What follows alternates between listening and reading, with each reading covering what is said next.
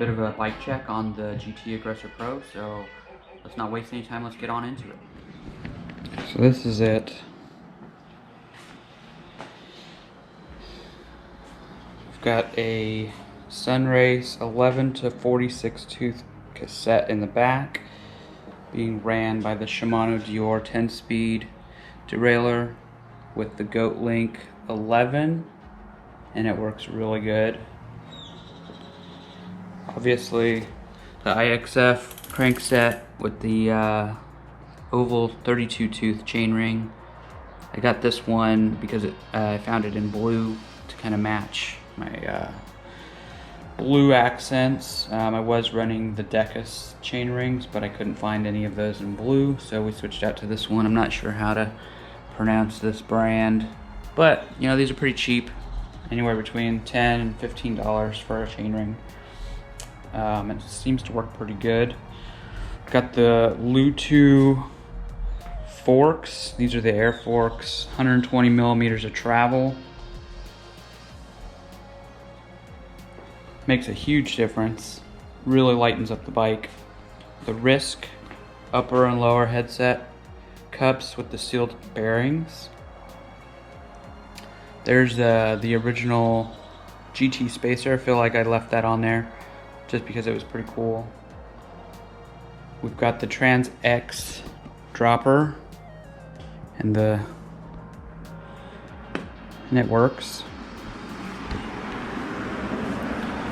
The wheels are stock rims and rotors. I did do the poor man's tubeless with the Gorilla Tape, and it seems to be holding up pretty good. We've got the Continental Cross King tires on here. I had some other tires on here that were more maybe for road use. The tread wasn't as aggressive, so I switched out to these. I'm also running these on the Schwinn aluminum comp, and I like them pretty good, and they're pretty budget friendly, you know, $30 or so each. And I say that $30 is pretty cheap. It's actually kind of crazy the amount of cost for bike tires, but we've got a blue spacer, a wake stem, the wrist cap. We've got this stem. I had the generic blue wake stem that everybody has, and I discovered this one. It's a little bit more at like 25 bucks, but I really like the matte black finish with the white spider, and then on the side it's got the spider with the web.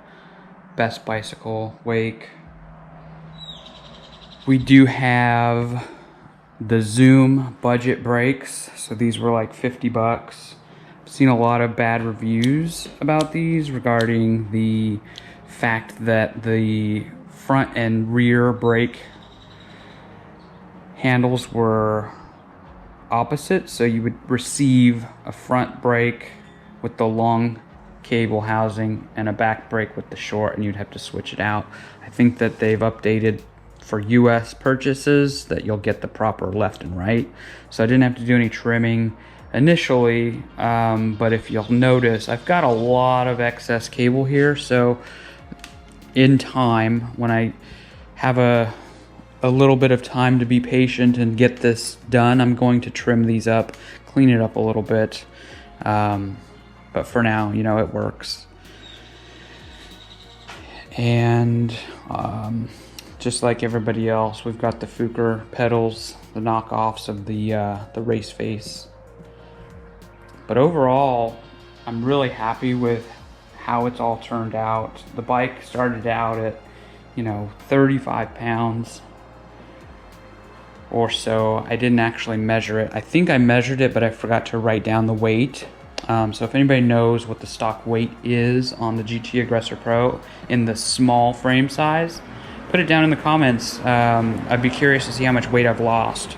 I do have this down currently after my tubeless conversion to, have it written down. I'm sitting currently at 28 pounds flat. I think that's a huge weight savings, and you definitely notice it when you're out and about and riding around. So let me know what you think. If you want any additional information on any of the parts, I'm going to try to put a list in the description below. But yeah, thanks for watching. Oh, we almost forgot. We've also got the Wake aluminum handlebars. I believe these are 700 and something. I can't remember. I've got a bunch of notes.